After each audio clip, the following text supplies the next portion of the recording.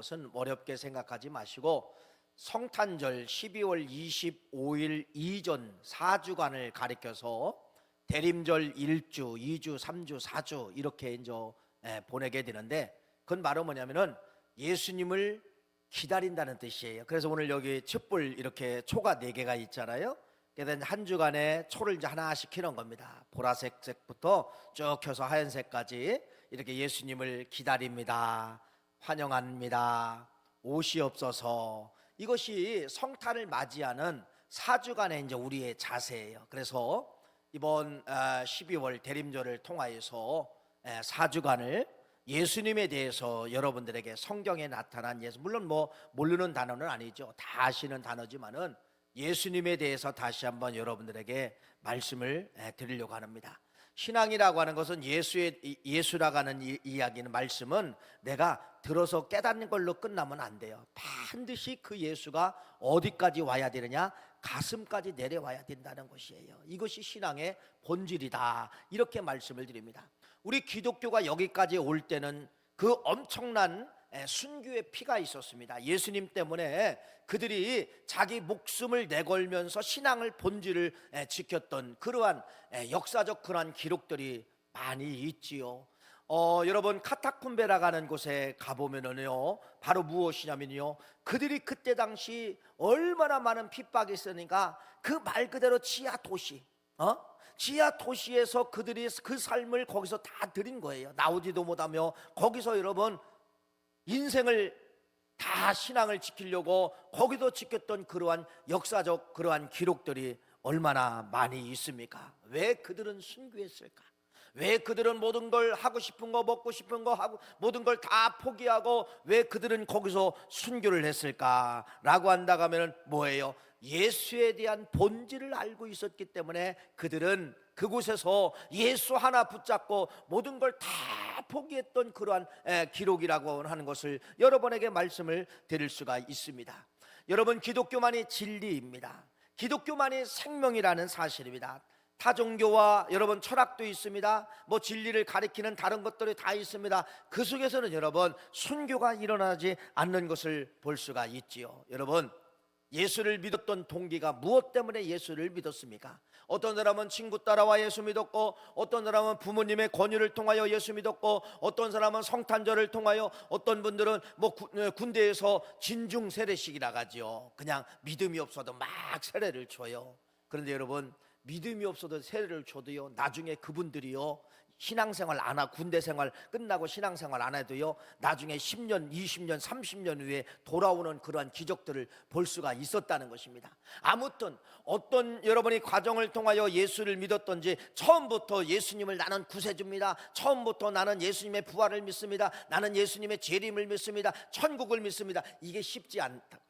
예수를 믿어도 늘 질문을 하겠다. 내 스스로 질문을 해요. 아, 진짜 천국이 있는가? 아, 진짜 예수님은 부활하시는가? 아니, 나도 죽으면 부활하는가?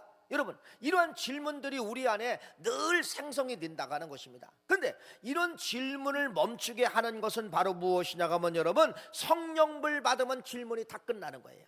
성령을 받으면 내 마음속에 복잡한 질문들이 한 번에 해답으로 응답되는 것을 볼 수가 있습니다. 그래서 이 성령을 받으면 모든 질문들이 다 사라지고, 그때부터 이제는 뭐라 하냐, 나를 위해서 살지 아냐고, 누구를 위해서 사는 거냐, 그분을 위해서 사는 새로운 인생길을 여러분들이 걸어갈 수가 있는 것을 볼 수가 있습니다. 오늘은 여러분 이런 말씀을 드리려고 해요.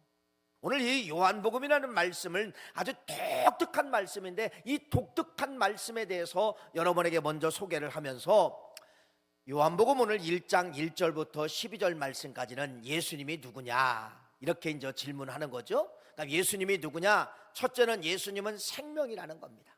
두 번째, 예수님은 누구냐? 빛이라는 거예요. 생명과 빛이에요. 예수님은 생명과 빛인데, 이 생명과 빛을 전한 사람이 누구냐면 세례 요한이에요. 근데 예수님은, 참, 세례 요한은요 예수님이 오시기 전부터 오실 메시아에 대해서 소개하면서 그 예수님이 실제로 오셨잖아요. 또 오신 예수가 누구냐? 그분은 빛이시다, 그분은 생명이시다, 이걸 전한 사람이 누구냐면 세례 요한이에요. 세례 요한은. 그래서 오늘 여러분 4가지를 말씀을 드릴 것입니다. 예수님은 빛이시, 예수님은 생명이십니다, 예수님은 빛이십니다. 이러한 것을 전한 세례 요한, 그랬을 때 그러한 삶을 사는 사람들에게 주시는 엄청난 특권이 바로 뭐냐면은 요한복음 1장 12절 영접하는 자 곧 그 이름을 믿는 자들에게는 하나님의 자녀가 되는 권세를 주시나니. 이렇게 이제 네 가지를 여러분들에게 말씀을 드리려고 합니다. 첫째로 여러분, 자 이제 우리가 이제 공관복음서라고도 이야기하고 사복음서라고도 이제 이야기하죠. 마태, 마가, 누가, 요한, 이걸 공관복음서라고 합니다. 공관이라고 하는 것은 서로 비슷하다, 그런 이야기예요. 그래서 여러분들이 성경을 읽다가 보면은 예수님의 사역이나 여러 가지 일에 대해서 마태복음에도 기록되어져 있고 마가복음에도 기록되어져 있고 요한복음에 기록되어져 있잖아요. 그래서 이게 공관성을 갖는다는 겁니다. 서로 각기 같은 공관성을 갖기 때문에 이걸 가리켜서 뭐라고 이야기하느냐, 공관복음이라게. 공관복음. 그런데 이 사복음서 중에서 여러분 세 복음서는 똑같아요. 거의 비슷해요. 마태, 마가, 누가, 이 삼복음서는 또 거의 또 비슷해요. 근데 이 삼복음서 말고 오늘 요한복음서라는, 오늘 우리가 읽은 이 요한복음서라고 하는 이 말씀은 완전히 또 다른 내용들이 있다는 것입니다. 좀 다르다는, 좀 특색이 있다가는 이제 그러한 말씀이죠. 삼복음서에서 마태복음, 마가복음, 누가복음에서는 예수님의 탄생에 대해서 기록을 하고 있죠. 예수님의 탄생에 대해서 기록을 하고 있는데 철저하게 인간 예수 여기를 이제 다루고 있습니다. 그래서 예수님의 인간 예수를 다루면서 조금 뭐라고, 빈약하다, 그 예수는 빈약하다, 그 예수는 초라하다, 여러분 불쌍하다, 이런 걸 다루고 있잖아요. 그게 바로 무엇이냐 하면 많은 사람들이 뭐 자녀를 낳을 달이 되고 또 이렇게 되면은 여러분 어서 낳을까, 또 산후조리원은 어디서 할까, 뭐 이런 구상을 하게 되잖아요. 여러분 대부분 옛날은요 집에서 낳잖아요. 집에서 낳고 또 시대가 조금 변해서는 어디서 납니까? 병원에서 낳고 이렇게 애 낳는 그러한 것이 조금 변형이 되게 되는데, 예수님은 여러분 자기 집에서 못 낳습니다. 집에서 못 태어났어요. 예수님은 여러분 병원도 없었어요. 병원에도 태어나지 않았어요. 세상에 예수님은 여러분 호적하러 가시다가 어디에도 태어나느냐, 베들레헴이라는 땅에 도착을 했는데 말 그대로 이제는 해산의 시간이 다가온 거예요. 이 여관 저관 다 뒤져보니까 여관이 다 10,000원이야. 왜? 그때 당시 모든 사람들이 다 고향에 가서 호적하려고 내려가기 때문에 여러분 여관이 없는 거예요. 근데 예수님이 어디서 태어난 거예요? 아시다시피 어디서? 말 그대로 말구유 마국간에서, 그것도 또 어디에다가 말들이 밥을 먹는 그 구유통, 거기에서 태어났다라고 하는 것을 성경이 기록을 하고 있잖아요. 이게 바로 뭐예요? 예수님의 모습이잖아요. 마태, 마가, 누가 이 세 복음서가 거의 비슷하게 예수님의 연약성, 예수님의 초라함, 이렇게 기록을 했다고요. 그런데 이것이 이미 이제 예언을 했잖아요. 예수님이 실제 베들레헴 오시기 전에 600-700년 전에 이사야 선지자가 그분은 그렇게 초라하게 오실 것이다, 뭐라고 이렇게 말씀합니다. 그는 뿌리 앞에 자라나기를 연한 순 같고 마른 땅에 나온 뿌리 같아서 고운 모양도 없고 풍채도 없은즉 우리가 보기에 흠모할 만한 아름다운 것이 없도다. 이사야서 53장 말씀에 이사야 선지자가 바로 뭐냐, 그는 아름다운 것이 한 박수 받을 만한 어떠한 조건도 없고 참 불쌍하게 올 것이다, 여러분 이렇게 말씀하고 있습니다. 그러니까 예수님은, 여러분 우리를 구원하러 오신 예수님은요 귀족의 왕으로 오신 것도, 귀족의 자녀로 오신 것도 아니고 왕의 아들로 오신 것도 아니잖아요. 이렇게 삼복음서는 마태, 마가, 누가, 이 삼복음서는 이렇게 예수님에 대해서 좀 이렇게 빈약성을 가지고 이제 기록을 했지만은 요한복음은 다르다는 것입니다. 요한복음은 여러분 예수님의 그렇게 낮고 천한 어떤 이런 밑바닥 말구유, 여러분 이런 것을 그리고 있는 것이 아니라 예수님은 누구시냐, 그분은 누구시냐, 그분은 여러분 저 하늘 권세를 가지신 분이 그분이라는 거예요. 이걸 요한이 이제 요한복음서 기록하는 거예요. 그분은 누구냐? 저 맨 위에서 하나님이시면서 그분은 누구냐? 만물 이전에 계셨고 만물 이전에 그분은 누구냐? 창조자고 생명을 주관하신 분이 그 예수 날아가는 것을 요한복음서 1장 1절부터 그걸 선포하고 있는 거예요. 전혀 다르죠? 전혀 다르죠. 자, 한번 읽어봅시다. 오늘 본문 말씀이죠. 요한복음 1장 1절부터 4절 말씀, 그걸 선포하는 거예요. 읽어보세요. 시작. 태초에 말씀이 계시니라. 이 말씀이 하나님과 함께 계셨으니 이 말씀은 곧 하나님이시니라. 그가 태초에 하나님과 함께 계셨고 만물이 그로 말미암아 지은 바 되었으니 지은 것이 하나도 그가 없이는 된 것이 없느니라. 그 안에 생명이 있으니 이 생명은 사람들의 빛이니라. 정확하게 예수가 누구냐? 예수는 아주 최상급의 단어를 사용한 것이죠. 누구냐? 하나님이시라는 거예요. 예수는 누구냐? 그분이 하나님이시고 그 예수는 모든 걸 모든 걸 예수님이 안 만든 게 없다. 다 그 예수가 만들었다. 다 만들었다. 세 번째는 뭐라고 하는 거예요? 그 예수는 생명의 원조다. 생명의 원조다. 모든 걸 다 만들고 다 생명의 바람을 집어넣은 거예요. 식물에도 생명의 바람, 동물에도 생명의 바람, 인간에게도 생명의 바람. 그렇게 생명의 주관자가 누구냐? 생명의 주인이 누구냐?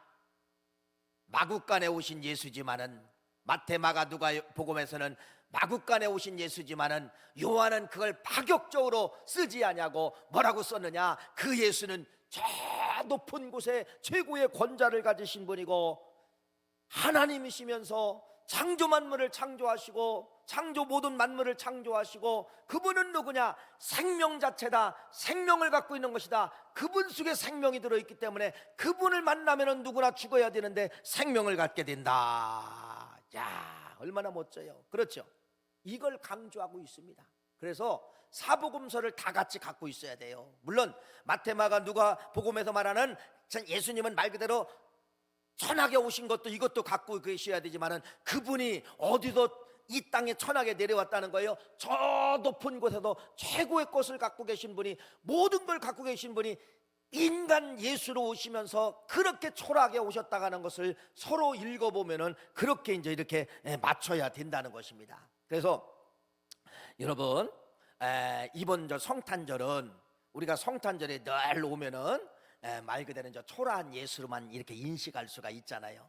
저희들도 이제 어렸을 때 성탄절 이브날 이제 연극을 하게 되는데 참 우리가 봐도 뭐 소품이 뭐 있어요? 그냥 저기 성가대 입는 거 가운 이거 두르면은 마리아가 되고 위에다가 두건하면은 요셉이 되고 뭐 이 정도잖아요. 소품이 뭐가 참 연극을 해도 아주 초라한 모습으로 연극을 했단 말이에요. 근데 지금까지 여러분들이 성탄절 하면은 예수님을 생각하면은 다 그렇게 여러분들이 볼 수가 있는 거예요. 근데 오늘은 요한복음이라는 이 말씀을 통하여서 여러분들의 조금 인식이 변화가 돼야 돼요. 마구간에 오신 그분이 누구다? 하나님이시다. 마구간에 오신 그분이 누구다? 천지 만물을 창조력을 갖고 계신 분이다. 마구간에 오신 그 예수가 누구다? 온 인류의 생명을 갖고 생명을 전파하고 생명을 불어넣으신 분이 누구다? 예수다. 예수다. 이렇게 여러분들이 예수님에 대해서 이제는 초라한 예수가 아니라 어떤 예수? 강한 예수, 위대한 예수, 최고의 예수, 이렇게 여러분들이 인식을 좀 이렇게 조금 바꾼다고 할까요? 그러면 여러분들이요 하나님 앞에 감사하는 것이 다릅니다. 전혀 다르지요. 엄청난 걸 깨고 엄청난 걸 내려오신, 그것을 포기하고 내려오신 그 하나님이신데 그분이 예수래요. 그러면 여러분들이 성탄절 그 예수가 초라한 예수가 아니라 이야, 이런 분이 이렇게 내려왔구나. 그러니 여러분 감사를 안 할 수가 없는 거예요. 그냥 감사가 나오는 거예요. 은혜의 감격이 나올 수밖에 없다는 것입니다.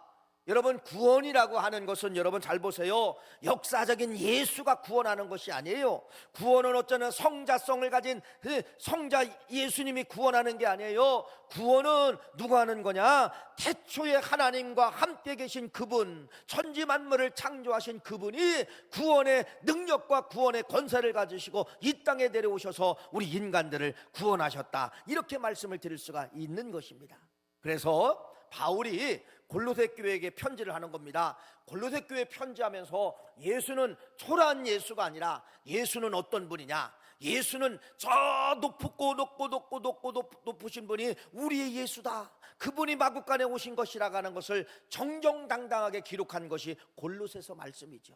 골로새서 읽어봅시다. 1장 15절부터 17절. 그게 그대로 바울이 이제 기록한 거예요. 요한복음에 쓰여진 그 예수, 이걸 여러분 바울이 골로새 지역에 선포를 하는 겁니다. 읽어보세요. 시작. 그는 보이지 아니하는 하나님의 형상이시요 모든 피조물보다 먼저 나신 이시니 만물이 그보다 창조되되 하늘과 땅에 보이는 것들과 보이지 않는 것들과 혹은 왕권들이나 주권들이나 통치자들이나 권세자들이나 만물이 다 그로 말미암아 그를 위하여 창조되었고 또한 그가 만물보다 먼저 계셨고 만물이 그 안에 함께 섰느니라. 이야, 엄청난 말씀이죠. 엄청난 말씀이잖아요.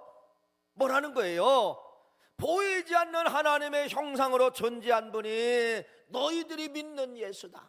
성탄절에 오신 그 예수는 그냥 예수가 아니라 하나님의 형상을 지니신 분이 그분이다 라고 하는 걸 선포하면서 그분은 모든 걸 다 만들었다는 겁니다. 모든 걸 다 모든 권력도 다, 통치자들도 권세자들도 다 만들었는데 왜 만들었냐? 그를 위해서 창조했다는 거예요.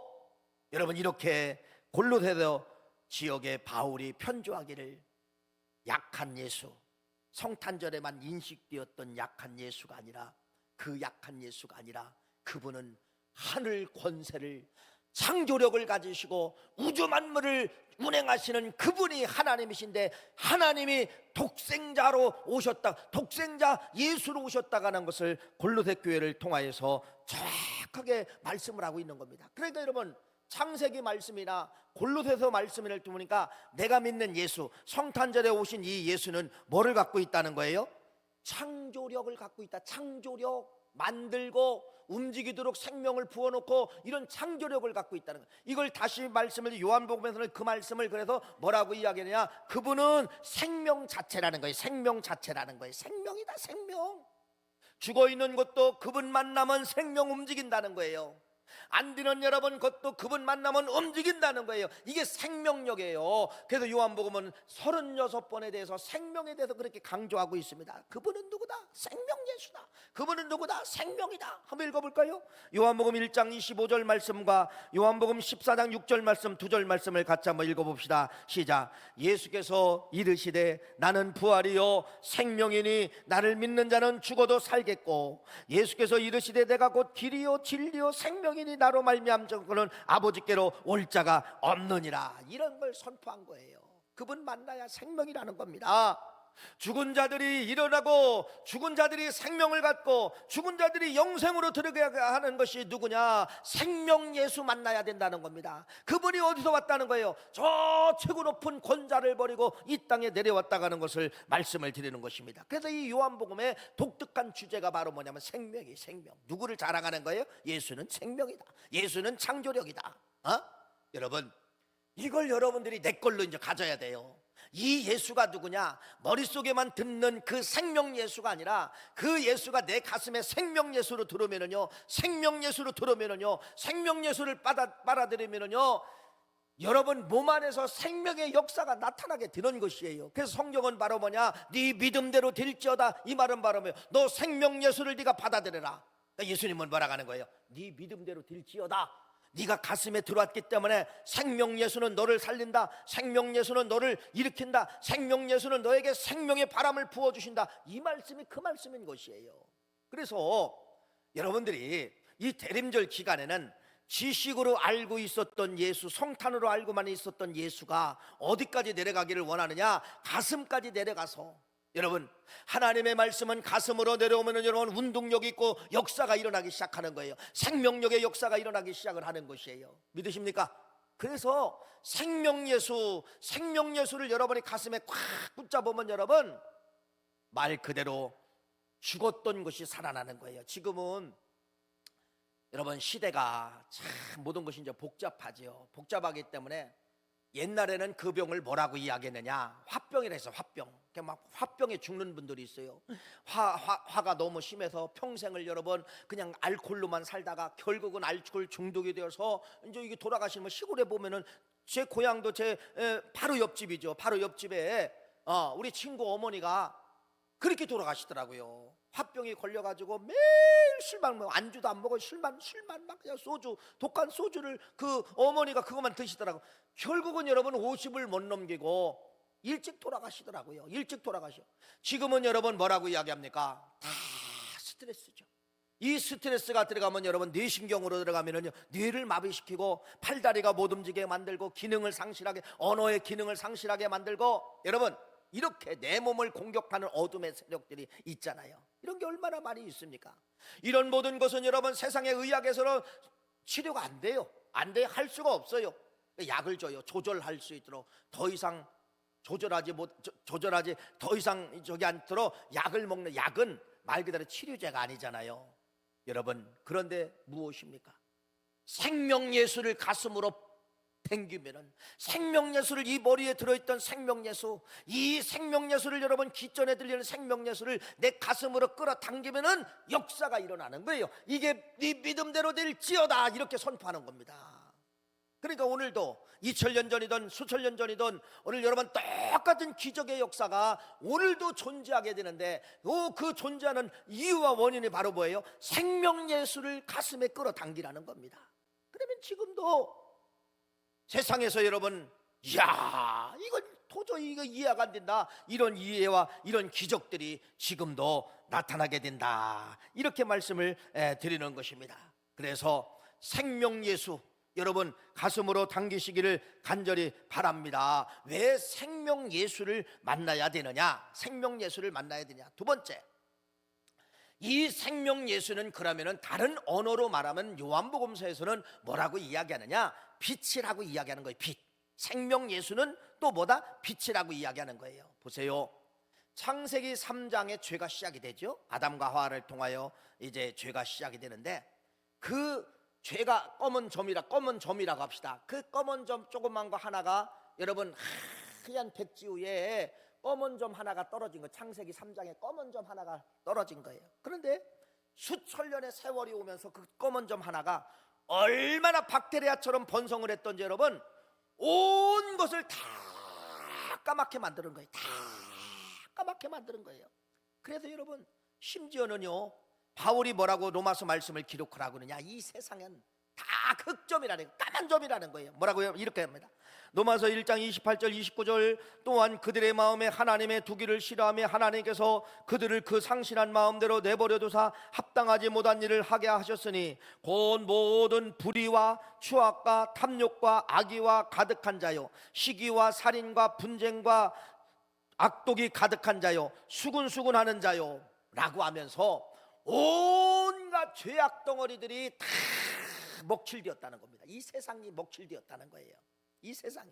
그러면서 여러분 디모데후서 3장 1절부터 5절 말씀까지 보면은 너희는 이것을 알라. 말세에 고통한 때가 이르러 사람들이 자기를 사랑하며 돈을 사랑하며 자랑하며 교만하며 비방하며 부모를 거역하며 감사하지 아니하며 거룩하지 아니하며 무정하며 원통을 풀지 아니하며 모함하며 절제하지 못하며 싸나우며 선한 것을 좋아하지 아니하며 배신하여 조급하여 자만하며 쾌락을 사랑하기를 하나님 사랑하는 것보다 더하며 경건의 모양은 있으나 경건의 능력은 부인하니 이 같은 자들에서 네가 돌아서라.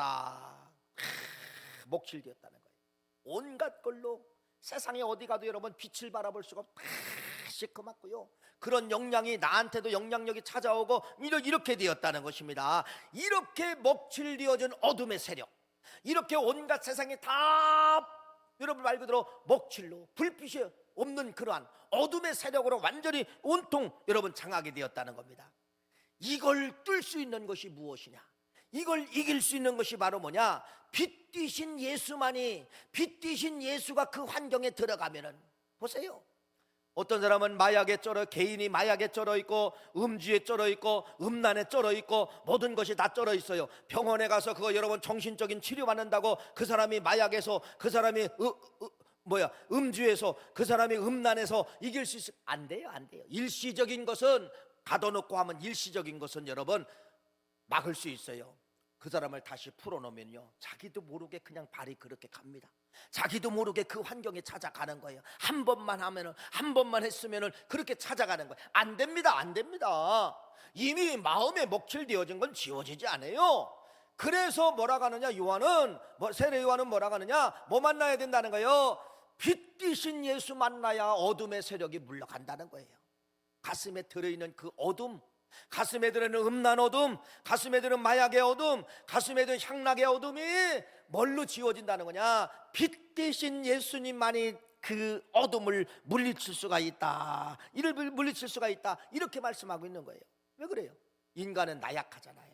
인간은 어둠 물리칠 수 없습니다. 의술이, 여러분 심리학이, 정신 분석이, 여러분 인간의 그 모든 것을 여러분 이길 인간을 할 수 안 돼요. 안 돼요. 왜 안 되느냐? 영적 존재가 뿌려놓은 거기 때문에 인간을 가진 우리들은 영적 존재 마귀가 뿌려놓은 걸 지울 수가 없어요. 지울 수가 없어요. 근데 인간은 나약하기 때문에 이제 기계를 만들고 기계의 도움을 받잖아요. 옛날 같은 경우는 예를 들어 서울에서 부산까지 간다라고 하면 뭐 한 달 정도 막 걸어갔어야 되죠. 한 달 정도 걸어가는데 지금은 여러분 몇 시간이면 가잖아요. 기차 타면 여러분 몇 시간이면 가고, 버스를 차를 타고 갖고 가도 몇 시간이면 갈 수 있잖아요. 이게 기계의 도움이잖아요. 인간의 나약하기 때문에 뭔가의 도움을 받아야만이 살 수밖에 없는 존재가 인간이라는 것입니다. 인간이라는 거예요. 그래서 여러분 누구를 만나야 되느냐, 누구를 도움을 받아야 되느냐, 어떤 인간은 도움을 받아야 되느냐, 그것이 요한복음 8장 12절 말씀이에요. 한번 읽어볼까요? 요한복음 8장 12절 말씀 읽어보세요. 시작. 예수께서 또 말씀하여 이르시되 나는 세상의 빛이니 나를 따르는 자는 어둠에 다니지 아니하고 생명의 빛을 얻으리라. 이야, 이게 무서운 말씀이에요. 평생을 어둠 속에 살았는데, 마약 속에 살고, 여러분 말 그대로 음주 속에 살고 향락 속에 살았던 나 같은 인생, 어둠으로 먹칠된 이 인생이 누구 만나면은 예수는 빛이라는 거예요.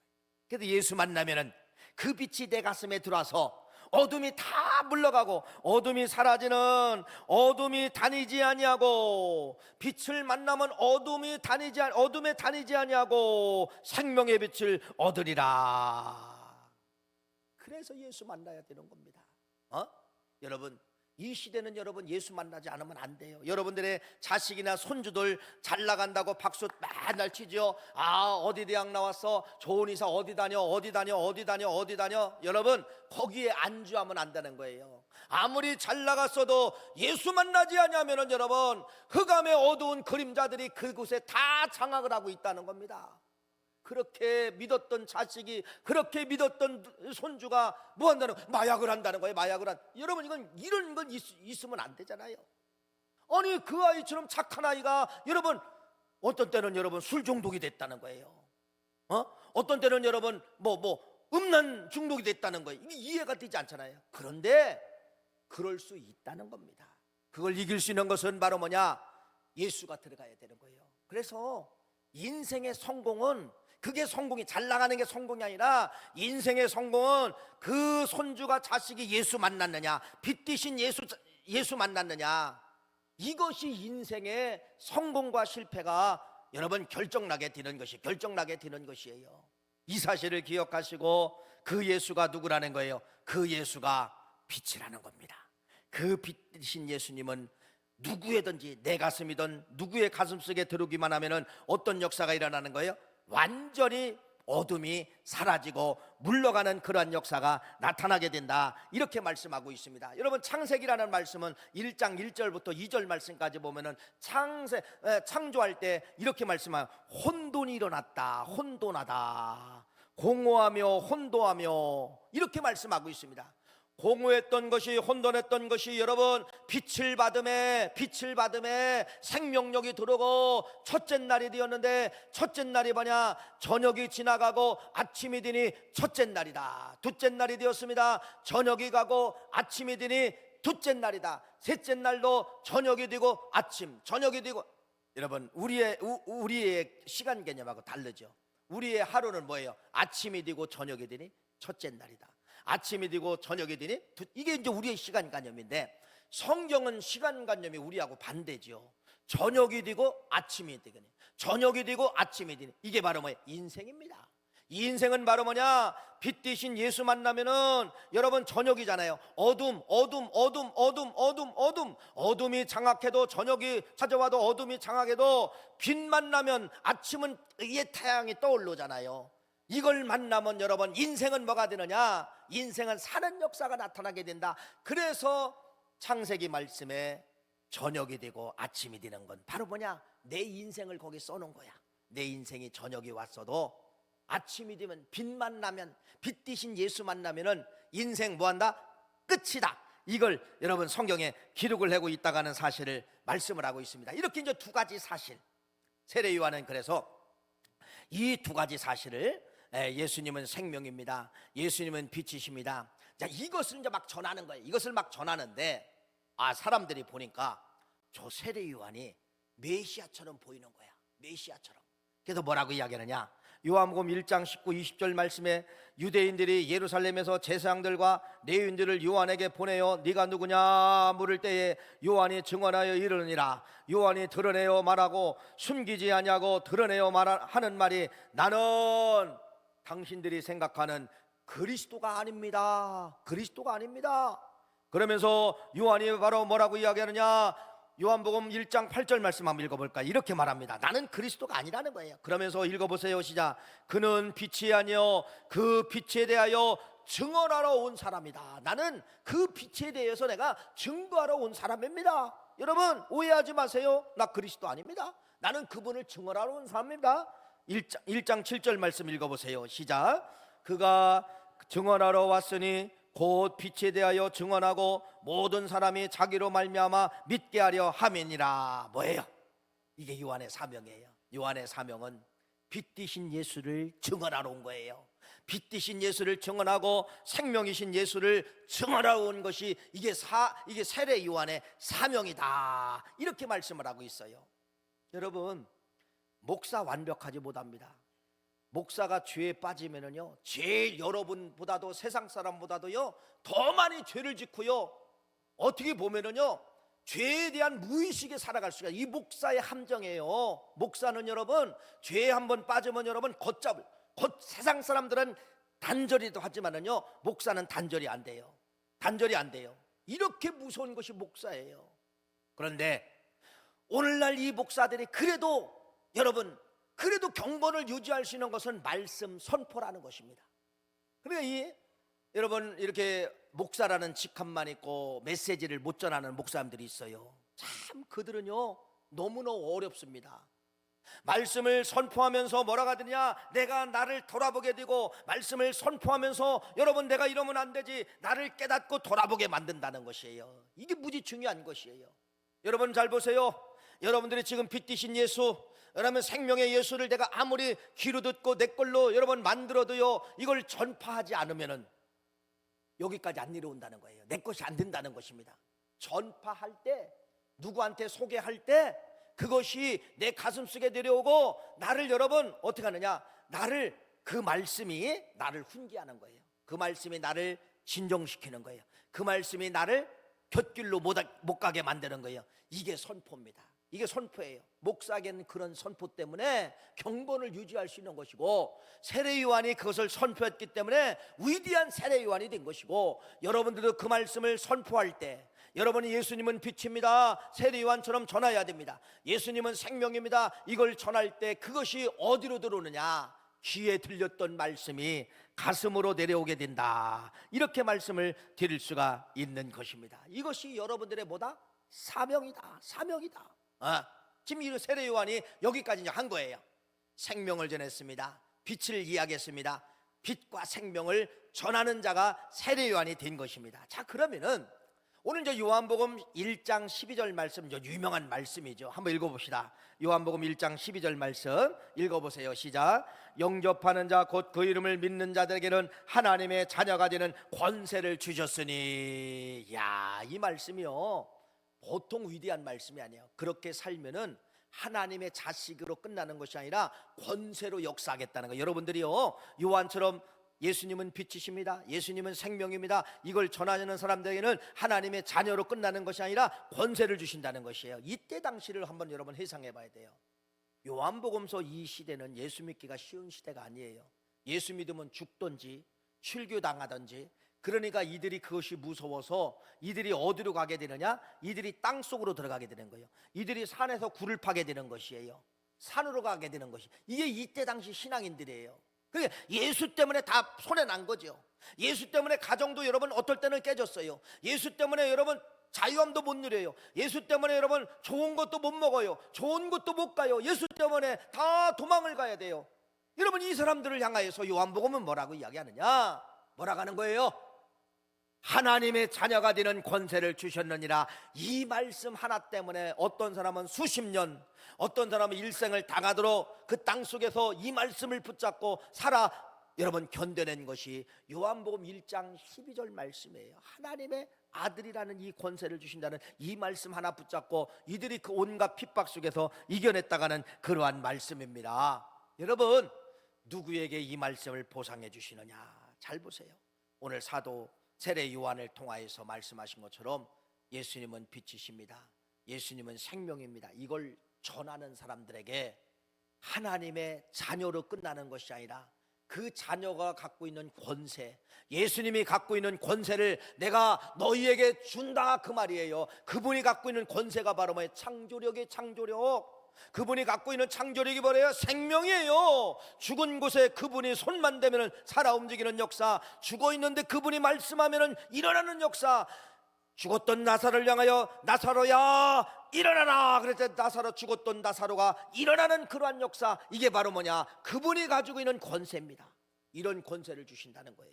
그래서 여러분, 전하라는 거예요. 전하면 그런 권세가 여러분 가슴 속에, 가정 속에, 여러분이 하고 있는 일터 속에 그 생명의 예수가 머무르게 되어서 살아 움직이는 역사가 나타나게 된다, 이렇게 말씀을 드릴 수가 있습니다. 대림절 일주를 통하여서 알았던 예수를 어디까지? 가슴까지 그냥 내려올까요? 아니에요. 전하면 내려옵니다. 내가 선포하면 내려옵니다. 이 사실을 붙잡고 하나님의 자녀가 되는 권세, 생명의 권세, 흑암을 물리치는 생명의 권세자들 다 되시기를 간절히 축원합니다. 기도하시겠어요?